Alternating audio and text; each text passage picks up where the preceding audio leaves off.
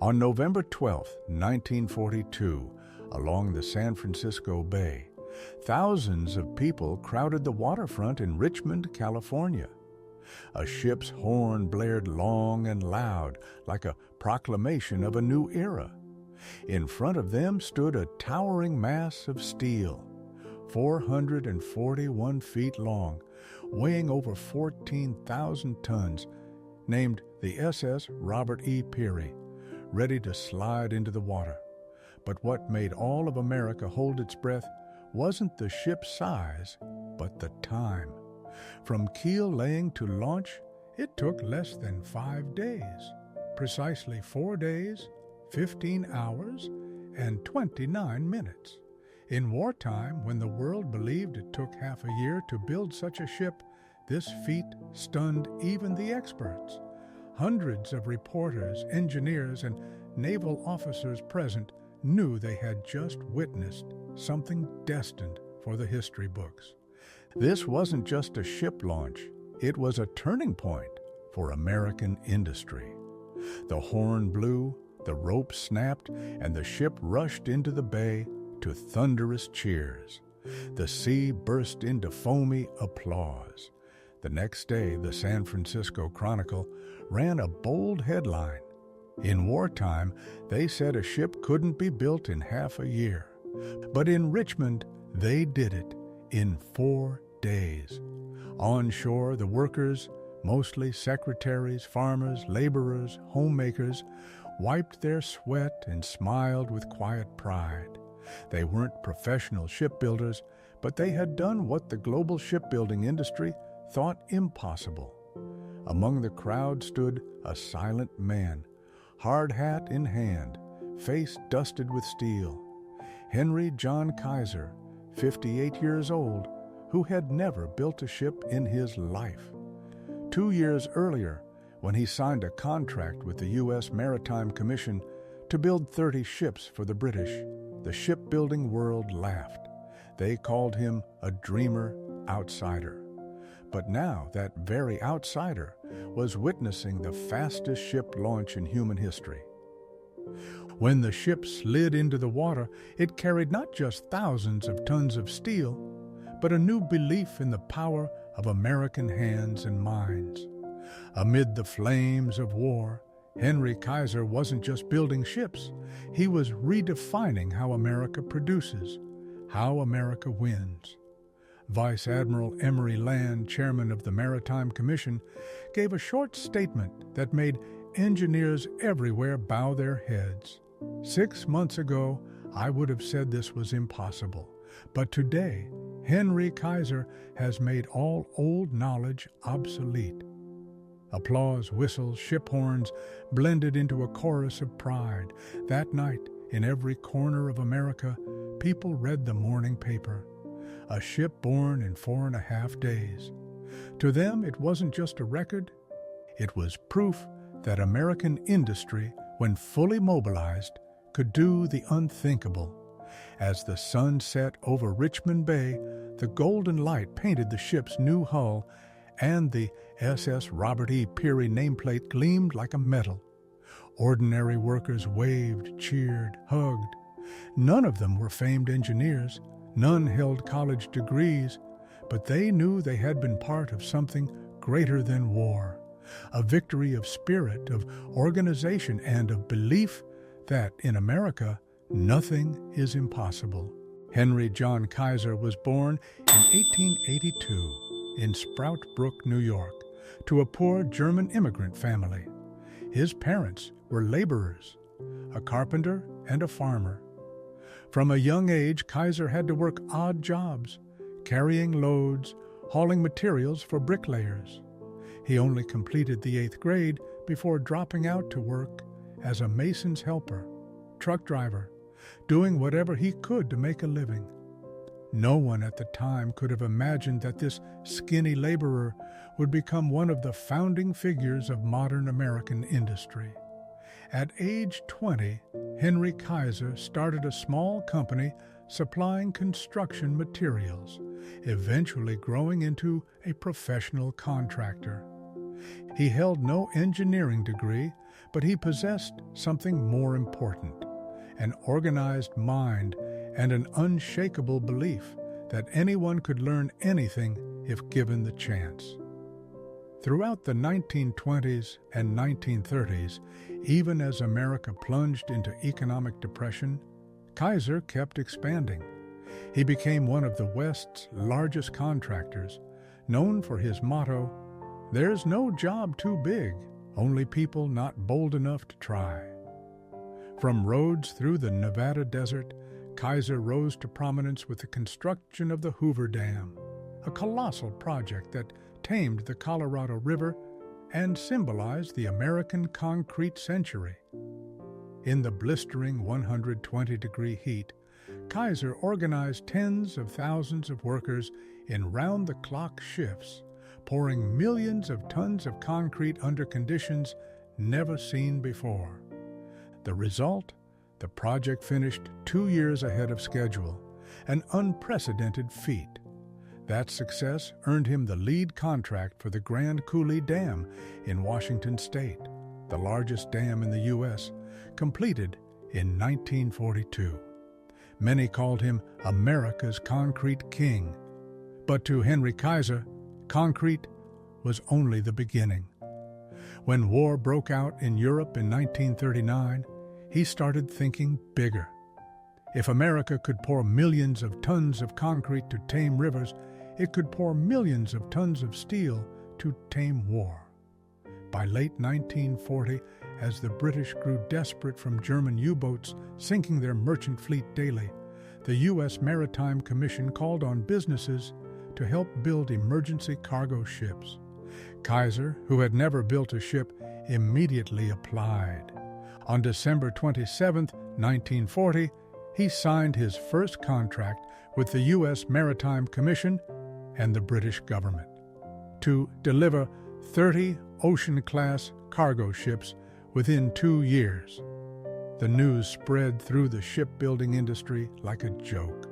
Veteran engineers scoffed. What does he know about ships? He's only good at pouring concrete.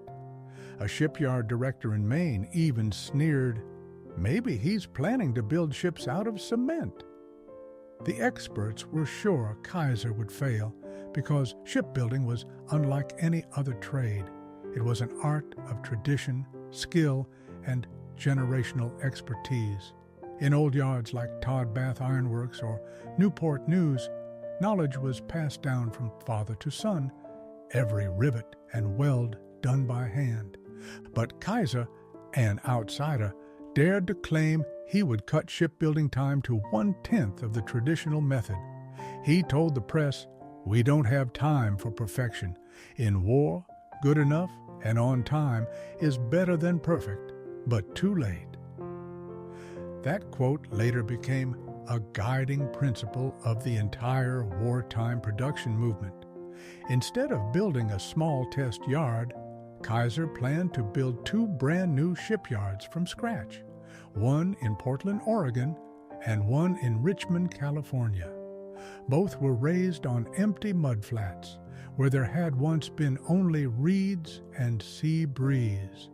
He brought with him the engineering team from the Hoover Dam, people who knew how to organize tens of thousands of workers and turn a construction site into an assembly line. While maritime experts insisted it can't be done, Kaiser said, "We'll build ships like Ford builds cars."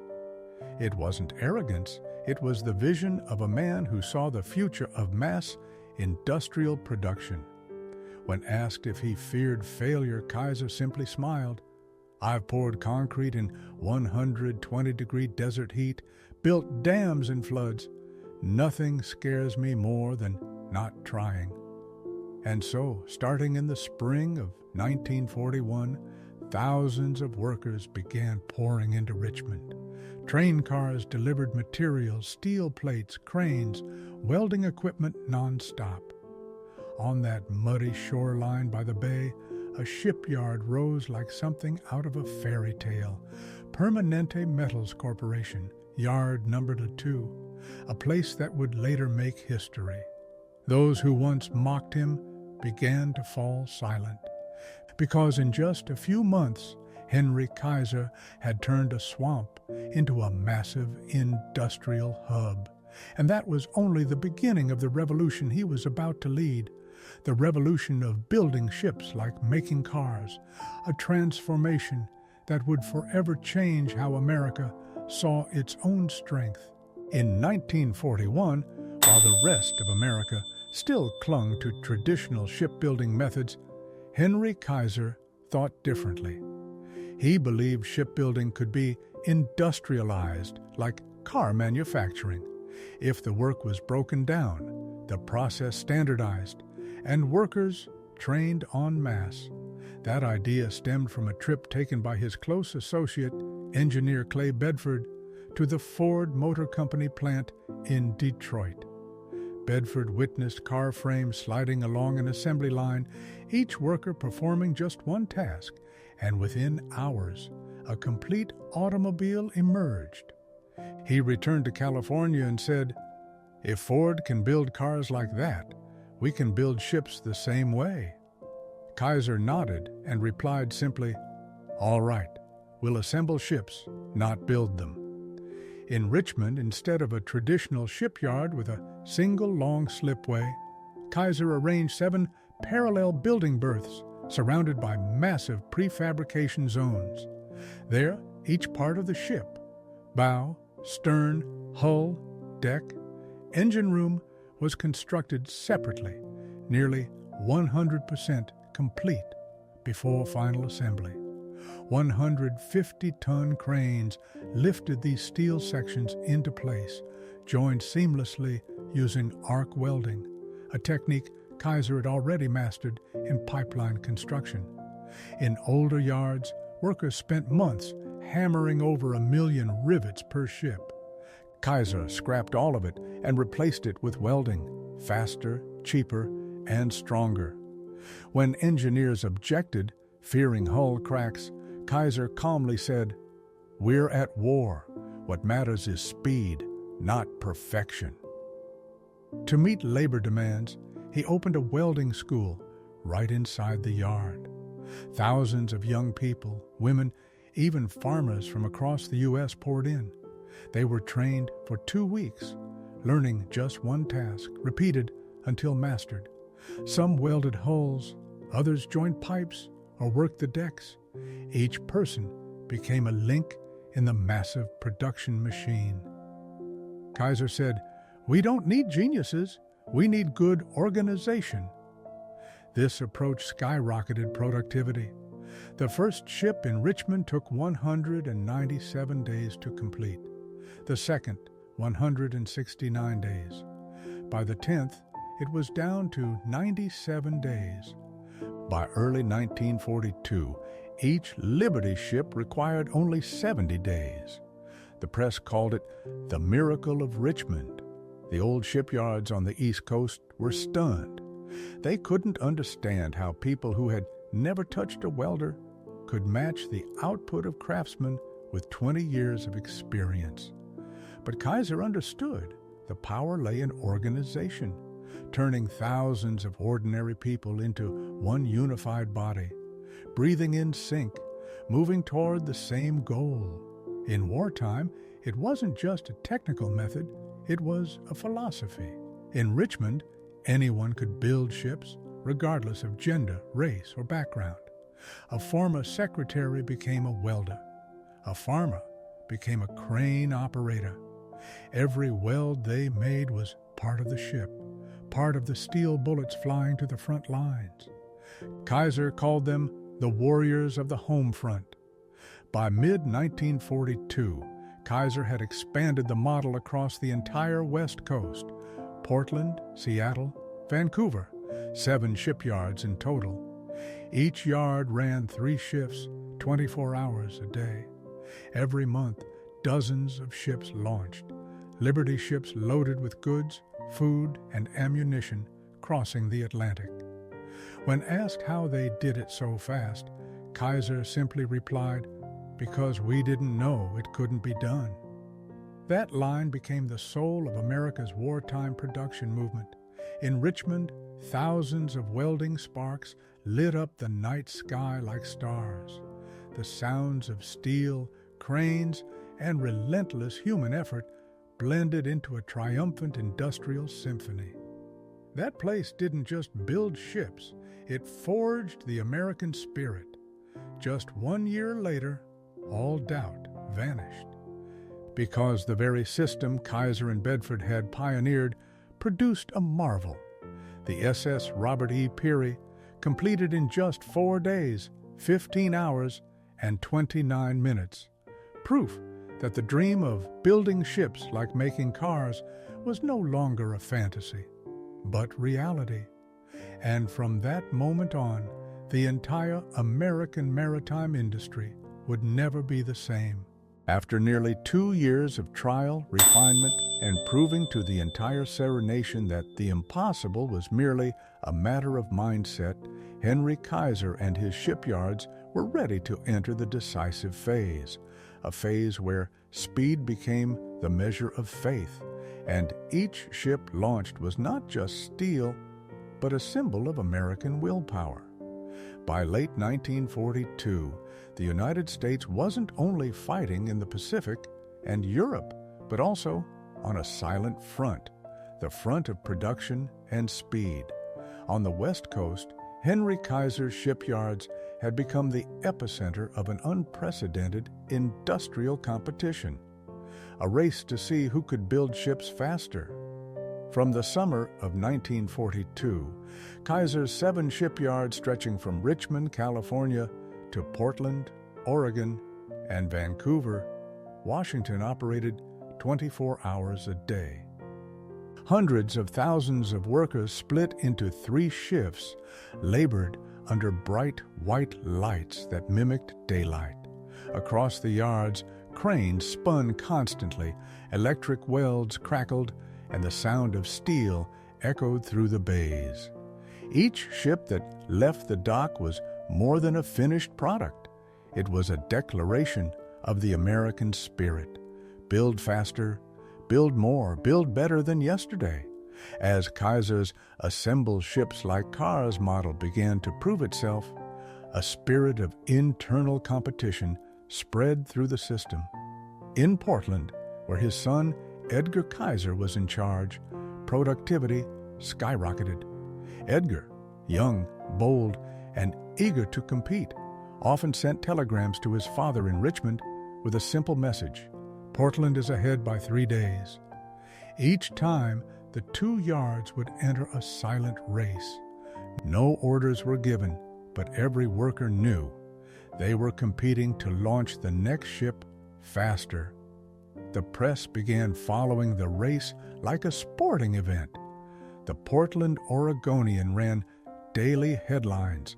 Oregon shipbuilding cuts build time to 10 days, while the San Francisco Chronicle fired back, Richmond promises new record next month. Americans read these numbers with excitement, rivaling that of battlefield victories. At that time, while U.S. soldiers fought on distant islands, the workers of the West Coast were soldiers without guns, fighting with speed, skill, and every weld and working hour. In September 1942, the Portland Yard stunned the nation by launching the SS Joseph N. Teal just 10 days after keel laying. It was dubbed an industrial thunderbolt.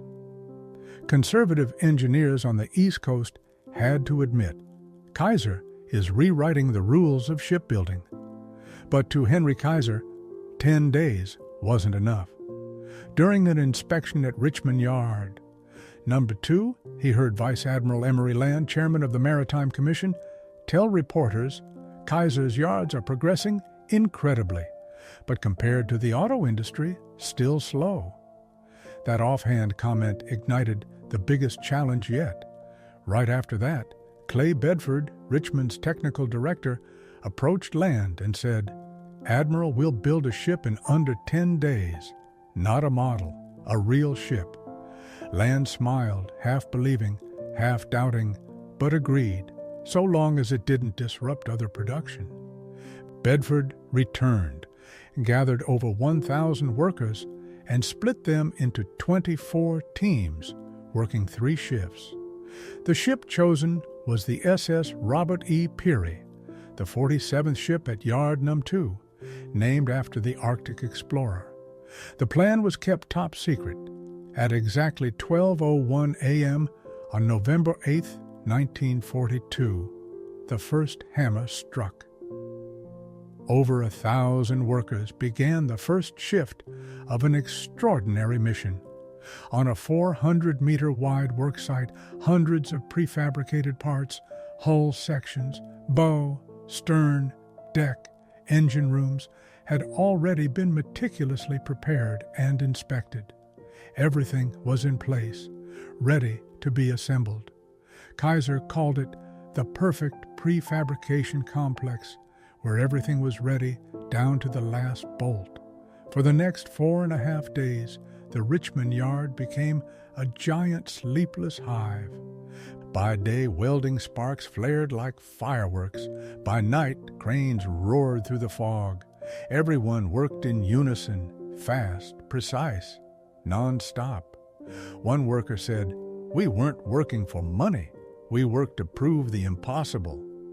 On the afternoon of November 12, 1942, just 4 days, 15 hours, and 29 minutes after the keel was laid, the SS Robert E. Peary was ready for launch. At 3:30 p.m., thousands crowded the waterfront. As the ship slid into San Francisco Bay, the sea erupted in white spray, and cheers drowned out the horn's blast. Even the skeptics stood silent. The ship was real, complete, solid. Not a mock-up, not a stunt.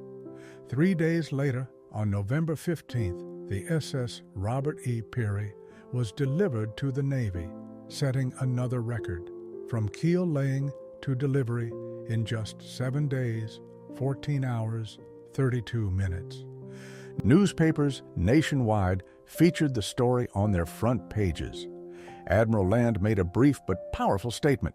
"6 months ago, I'd have said this was impossible, but Henry Kaiser made the impossible real." Following this success, the Maritime Commission officially ordered all 18 shipyards across America to adopt Kaiser's method. The engineers who once mocked him quietly sent teams to learn. An internal report from the New York Shipbuilding Corporation read, "He did what we once called madness, turned shipbuilding into mass production. We must change or disappear." From then on, the race for speed was no longer a show. It became the new standard. By mid-1943, the average build time for a Liberty ship dropped to 42 days, and the U.S. was launching 3 ships per day, faster than German submarines could sink them. In cafes, people joked, "The Germans sink 2, Kaiser builds 3." But behind that joke was a cold truth. Industrial capacity had become America's greatest weapon. When reporters asked Henry Kaiser if he planned to break the 4-day record again, he just smiled. "No need. The point wasn't speed, it was proving we could. Now everyone believes it." And indeed, they did. After the SS Robert E. Peary, no ship needed to prove anything anymore. From Richmond to Portland to Seattle, every shipyard lit by night proved the same truth. America didn't win by luck.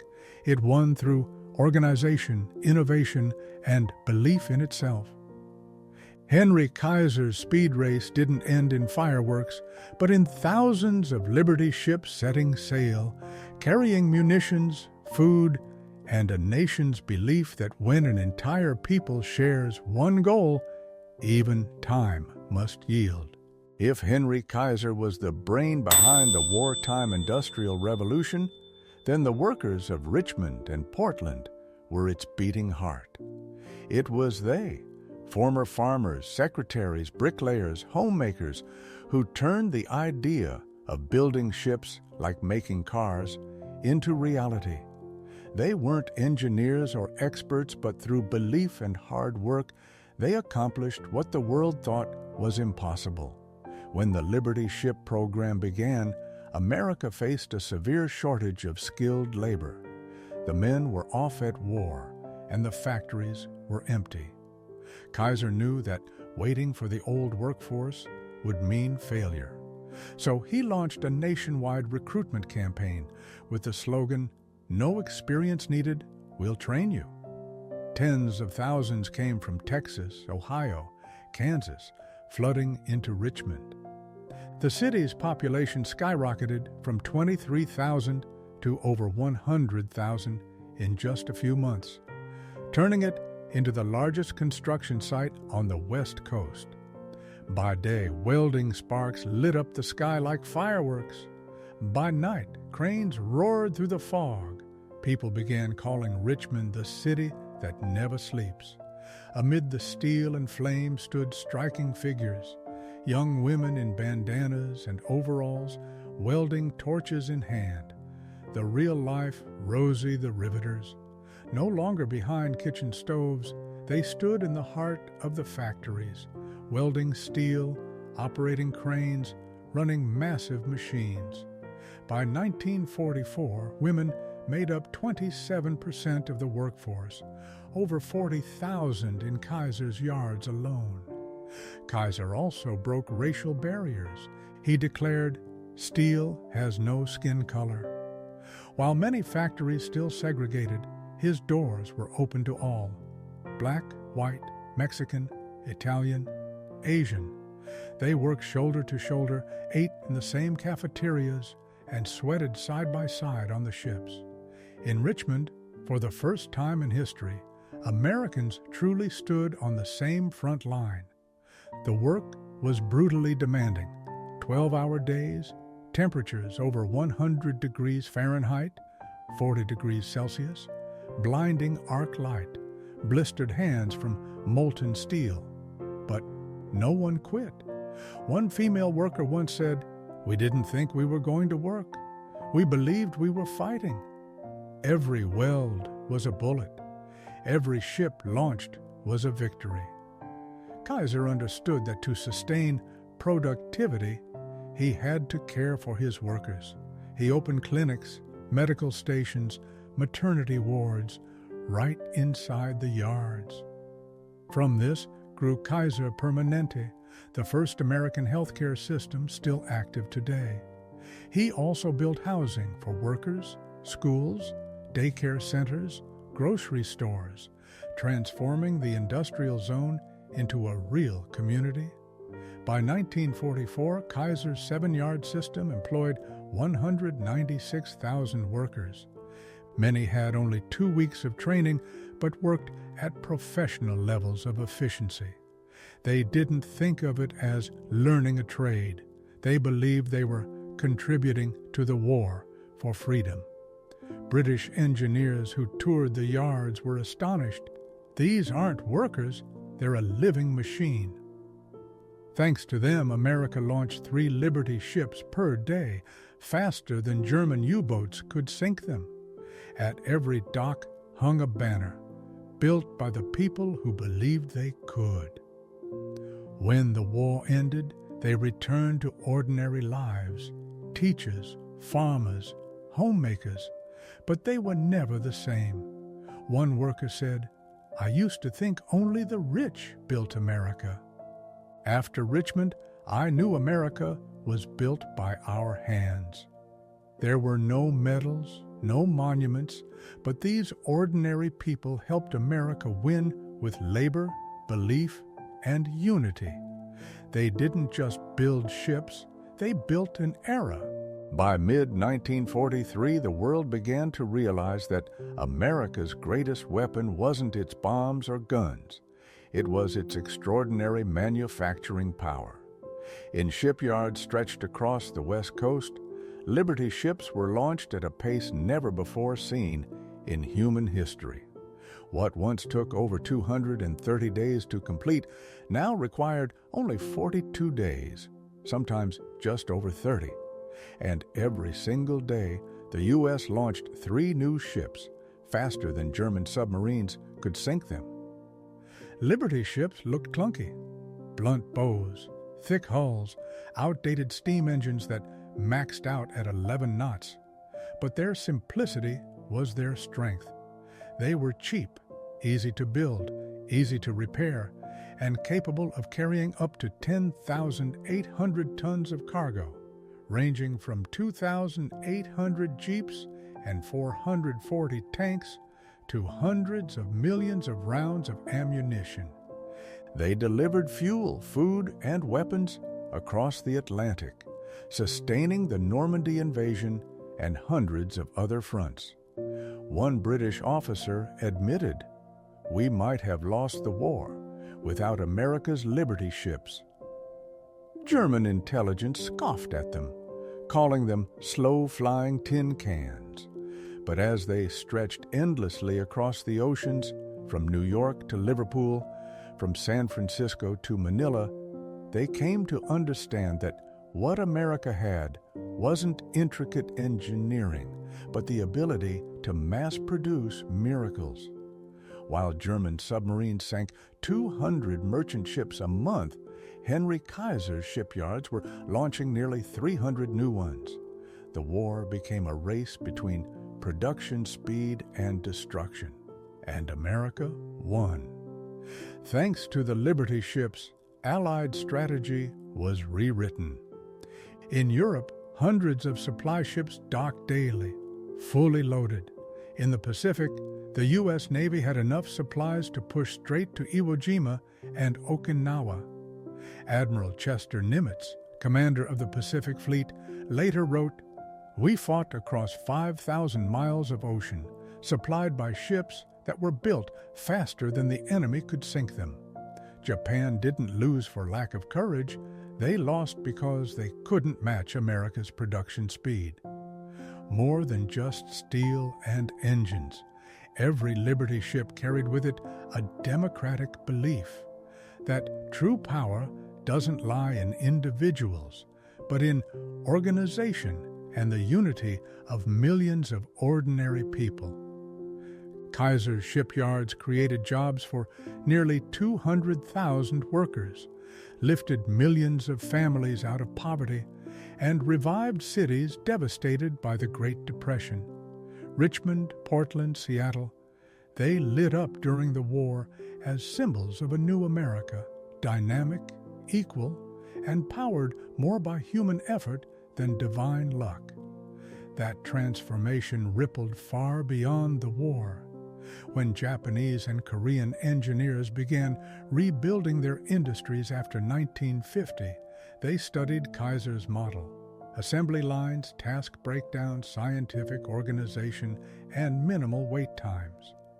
From there, the world entered a new era of modern manufacturing, and its first footprints weren't in Tokyo or Seoul. They were in Richmond, California, in 1942. To Henry Kaiser, victory wasn't in the 1,490 ships he built, but in how he redefined the meaning of impossible. He once said, "I'm not a genius. I just believe that if we organize properly and believe in people, there are no real limits." That belief became the spirit of an entire nation, a spirit that helped America win not just on the battlefield, but in the hearts of the world. Because in the end, World War II wasn't decided only by bullets, but by who could build faster, build more, and believe more deeply in their people. When the war ended in September 1945, the sirens at Kaiser's shipyards rang out one last time. The workers who had once labored day and night stood in silence, watching the final ship leave the dock. That stillness was heavy, sacred, because they knew an era had just closed. But the legacy they created would last longer than steel or welding smoke. It was the belief that people could turn the impossible into possible. The Liberty Ship program officially concluded with 2,710 ships completed, 1,490 of them built under Henry Kaiser's leadership. These ships carried millions of tons of supplies, hundreds of thousands of troops, and helped rescue Europe from post-war starvation. After the war, many Liberty ships continued to serve in civilian commerce. Some were sold to shipping companies, others repurposed for aid missions. A few still exist today. The SS John W. Brown in Baltimore and the SS Jeremiah O'Brien in San Francisco are two surviving veterans still operational, living proof of the durability of ships once dismissed as hastily built to throw into the sea. Though Kaiser built ships for war, he unintentionally laid the foundation for the modern industrial age. Prefabrication, arc welding, parallel assembly lines, techniques once mocked as impractical, became global standards in shipbuilding. After the war, Japan and South Korea sent engineers to study Kaiser's model to rebuild their industries. From there, the concept of modular mass production expanded into every field, from bridge building and housing to aircraft manufacturing. In other words, every modern factory today carries the DNA of Richmond, 1942. But Henry Kaiser's greatest legacy wasn't in steel, it was in people. During the war, he recruited and trained nearly 200,000 workers, including tens of thousands of women and people of color who, for the first time, worked as equals alongside white men. In Richmond, they didn't just learn to weld, they learned to believe in themselves. After the war, many used that experience to start factories, run businesses, and power America's post-war economic boom. From the Workers' Healthcare Program, Kaiser and Dr. Sidney Garfield founded Kaiser Permanente, now one of the largest healthcare organizations in the U.S. What began as a way to treat welders' burns became the foundation for modern health insurance. Even the worker housing communities he built, with schools, supermarkets, and playgrounds, paved the way for the American model of the industrial city. When asked about his success, Kaiser once said, "I didn't know anything about ships, I only knew people. Give them tools, a goal, and belief. They'll do the rest." To him, the Liberty ship was never just a vessel, it was a test of the American spirit, the spirit of those who dared to do what had never been done. In 1967, Henry Kaiser died at age 85. In his obituary, the New York Times wrote, "He was the man who turned America into the world's factory." In Richmond, many retired workers still keep a photo of themselves in front of the SS Robert E. Peary. In their dimmed eyes glows a quiet pride. We did what everyone said was impossible. Today, when visitors step aboard the SS Jeremiah O'Brien, the last living Liberty ship in San Francisco, they still see a small brass plaque engraved with a simple line, built by ordinary people who believed they could. That's a story not just of steel and war, but of belief, spirit, and the brilliance of the American people. Because the victory in World War II wasn't just decided by bullets or generals, but by greasy hands, smoke-stained faces, and the people who proved to the world, when belief is stronger than fear, nothing is impossible.